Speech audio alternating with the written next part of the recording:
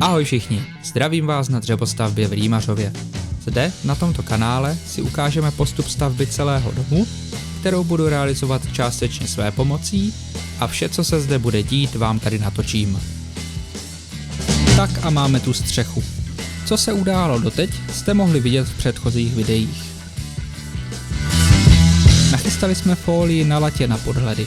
Ta fólie se tam dává kvůli tomu, aby bylo na co nastříkat purpěnu, kterou budeme izolovat strop. A také, aby bylo mezi OSB deskami a pěnou zajištěné provětrání. Poté se to celé zaklopilo OSB deskami, na které přijde ještě polystyren XPS 20 mm, lepidlo, perlinka a silikonová fasáda. Dále přišlo na řadu laťování. Po konzultaci s výrobcem tašek jsme zvolili kontralatě 4x5 cm.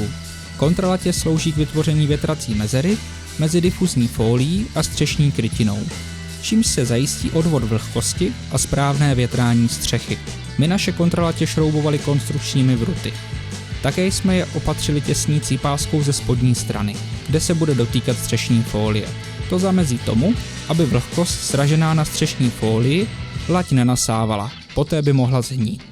Připraví se okapnička, ta slouží k odvodu vysrážené vody na střešní fólii. Kontralať se založí na pravou a levou stranu, poté mezi nimi natáhneme provázek a zbytek kontralatí se do něj vyrovná. Tím vznikne rovná okapová hrana. Kde je třeba, lať se vypodloží nebo se řízne. Dále je potřeba připravit vodorovné latě. První lať se zarovná se spodní hranou kontralatě, další latě se pak pomocí lérky laťují v takovém rozestupu, aby se tašky vždy potkaly u hřebene. Je třeba si to dobře rozměřit, aby jsme se vyvarovali tomu, že u hřebene vznikne nějaký dořez. U naší tašky je možný rozestup latí 323 až 363 mm. Taška bude Tondach 100/12 v provedení černá engoba. Poté je potřeba dát na spodní část roštu větrací mřížku. My zvolili mřížku z perforovaného hliníkového plechu. Má větší životnost než mřížka plastová a lépe odolává UV záření. Tato mřížka brání vniku ptákům a ostatní zvěři do větrací mezery. Celé toto odvětrání střechy zamezí tomu, aby se na střeše usazoval sníh a kondenzovala tam vlhkost.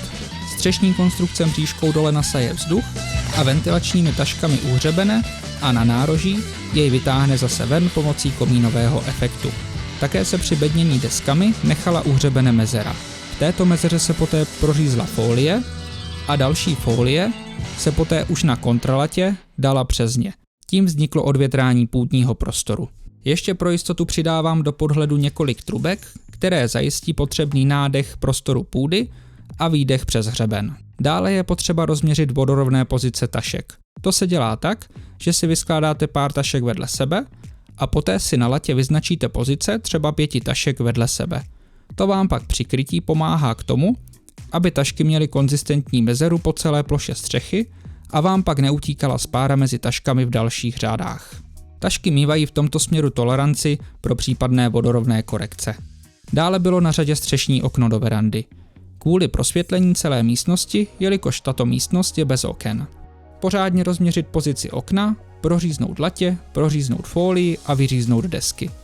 Potom osadit zateplení BDX do okenního rámu. Pak oplechování a nakonec samotné křídlo.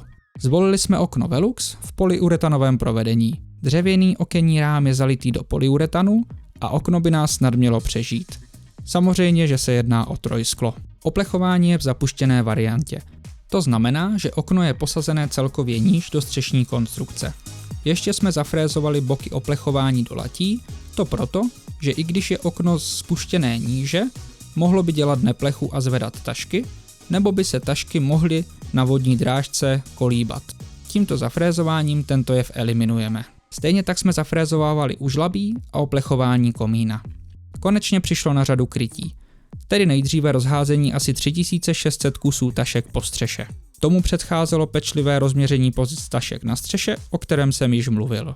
Takže jsme si spočítali, kolik tašek v daném poli bude potřeba a takto jsme je rozházeli po střeše. Potom už se kryje jedna báseň. Jen je potřeba si hlídat, aby po položení zvoleného počtu tašek jste byli přesně na risce.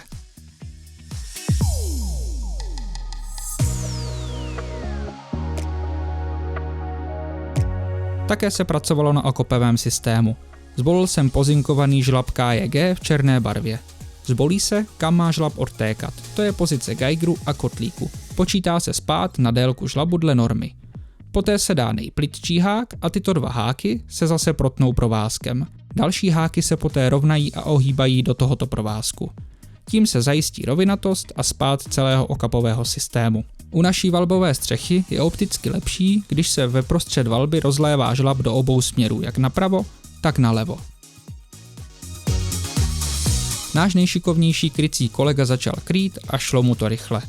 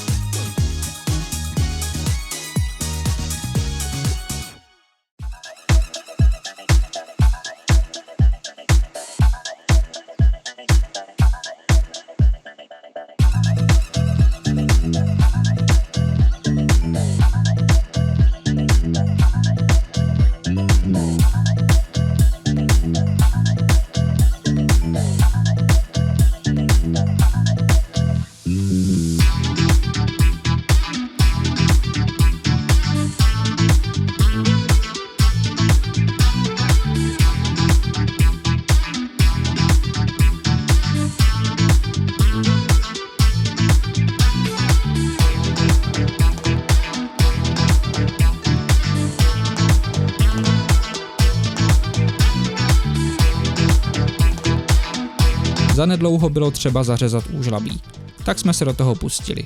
Úžlabí má štefalc, což je takový stojáček z plechu, ke kterému se dorazí tašky. Slouží k zarovnání hraně tašek a také k tomu, aby pod tašky nepodfoukl sníh. Ve vodní drážce jsme ještě nalepili molitanový klín. Ten také brání vniknutí sněhu.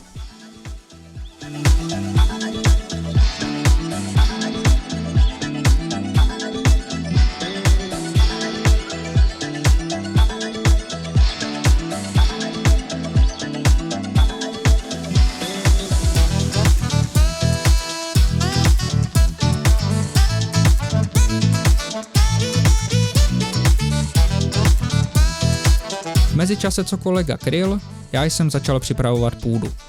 Ve vazníkové konstrukci jsem si nechal otevřít vazníky v místě, kde jsem plánoval půdu.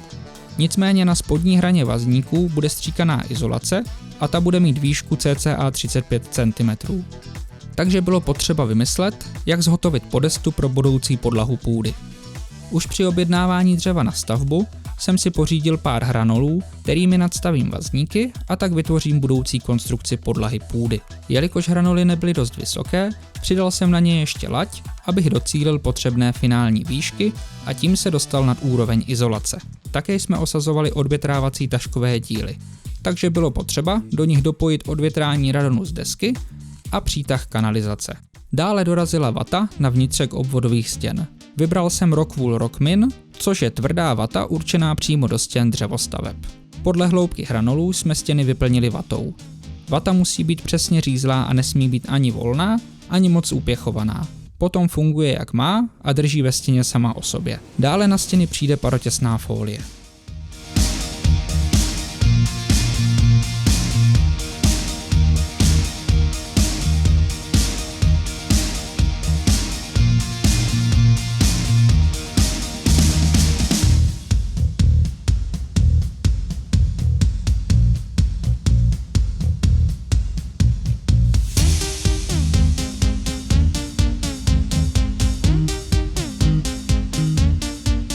Také jsem měl špatné spaní ohledně výlezu na půdu. Jelikož jsem nevěděl, kolik na něj bude potřeba místa a potřebuji ho ještě zkombinovat s nábytkem ve spíži, kde bude výlez umístěn. Tak jsem ho tam provizorně osadil. Jelikož byl výlez těžší než já, tak jsem si pomohl improvizovaným kladkostrojem. Tak to by bylo z našeho prozatímního snažení vše. Uvidíme se u dalšího dílu. Tam se můžete těšit na parotěs na strop, ostění střešního okna, stříkanou izolaci půdy a další práce uvnitř domu. Mějte se krásně a děkuji za sledování videa.